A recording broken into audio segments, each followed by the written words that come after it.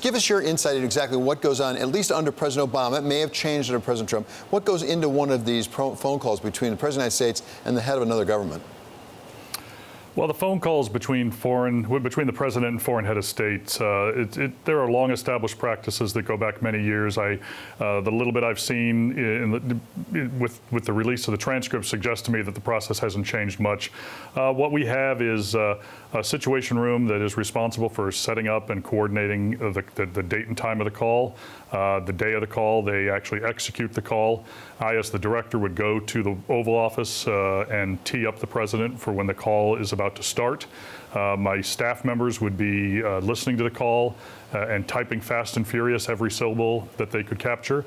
The resulting 3 transcripts are then reconciled into one working draft that then gets provided to the NSC, National Security Council Directorate, responsible for that call.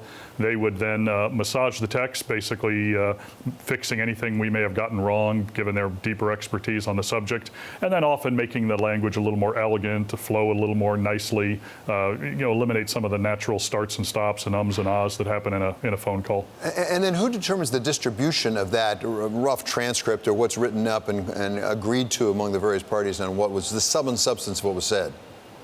Well, normally that would be recommended by the senior director of the responsible area, in this case, the senior director for Europe. That recommendation would go to the National Security Advisor and his immediate staff. They would bless the distribution, and they would forward the final memorandum to the National Security Council Executive Secretariat. All sounds very bureaucratic, typical government work.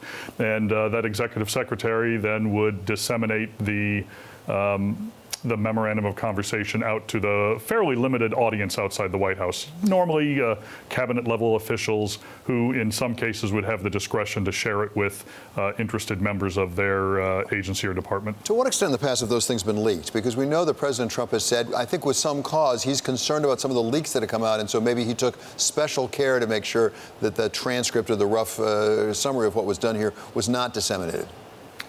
Absolutely. The president and his immediate staff clearly had reason for concern. I cannot think of a time when a direct verbatim transcript of a presidential head of state phone call was ever released contemporaneously. Sure, some have been released as part of historical releases by presidential libraries. So clearly some cause for alarm, and clearly some reasons to perhaps modify procedures in terms of distribution. At the same time, has the president perhaps made a mistake by releasing this one? Because once you've opened that up, you've sort of opened a Pandora's box, haven't you? Well, it does raise concern. The presidential phone call to a foreign head of state is an incredibly powerful tool of foreign relations, national security. The president can be establishing a good relation with a foreign leader that then diplomats and military officers can take advantage of. He can perhaps push a point that has been sticking at the working level and get it over the goal line. And he can at times admonish a foreign leader for things they may be doing, and again get that foreign leader to turn his government in a different direction. So it would be horrible if we lost that powerful tool through an indiscriminate set of leaks or an indiscriminate release of additional transcripts. At the same time, however, we do have accountability issues here, and if there are concerns about illegality or unethical behavior on the part of the president, that needs to be examined. It just needs to be examined in a very careful way. Larry, from your experience at the White House in the Situation Room, to what extent were there careful agendas drawn up before the call was made, so we knew, at least from our side, what the U.S. president would want to talk with his counterpart about? I cannot think of a time, even on very short notice calls, where, again, that NSC directorate would not have prepared a set of talking points for the president to review. And then while the call is being established, they're usually in the room with the president, briefing him up, making sure he understands all the talking points so that the call can be executed. And then even during the execution of the call, I remember times where Tom Donilon or Susan Rice would scribble a note and hand it to the president to ensure that they pressed a certain point or responded in a certain way. So it's a very well-staffed process normally.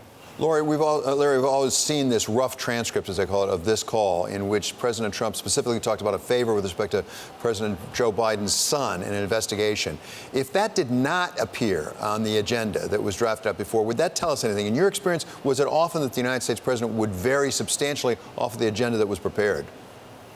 Not normally, but the president does reserve the right to do what he wants to do on a phone call, I suppose. But yes, it would be telling, I think, if someone were to get a hold of the talking points and the prepared prep materials, that if it were not in there, then clearly it would have been something off agenda.